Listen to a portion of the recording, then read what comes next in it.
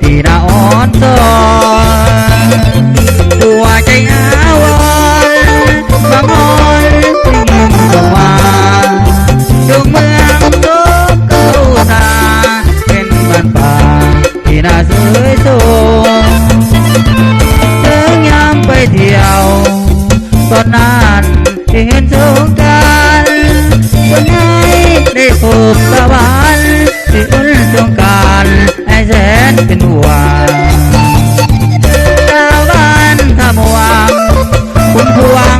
ตะวันสะคืนวันไหนนี่หากจะคืนตะวันสะคืนลำพันนองลาต้นทองสาวสางแก้วตาที่บ้านดอนโพน้องเอ๋ยสั่งงามพาลูกตะวันดอนโพมานี่น้องนาเท้ายังเต่าใหญ่แก้วใจที่บ้านดอนแก้วน้องเอ๋ยแม่ลากำแพงตะวันดอนแยงที่อายหักเก่าต้องเฮายังว่าจัดการที่หานสมหอยส่วนอายได้นั่งรอคอยที่หานสมหอยของน้องประจา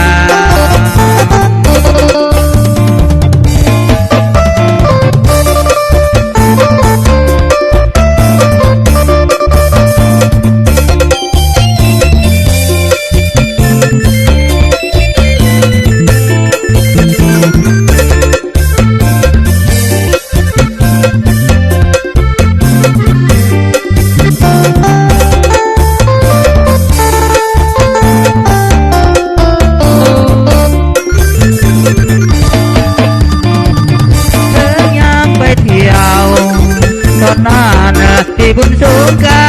นต์วันไหนที่พบตะวันที่อุ่นสงกรานต์ให้แสนเป็นหวังชาวบ้านสะบัวพุ่มพวงชาวบ้านสะคืนวันไหนนี่หากจะคืน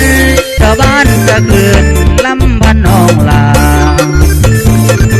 ต้นทองสาวสางแก้วตาที่บ้านดอนโพน้องเอ๋ยสั่งงามพาลูกตะวันดอนโพมานี่น้องนา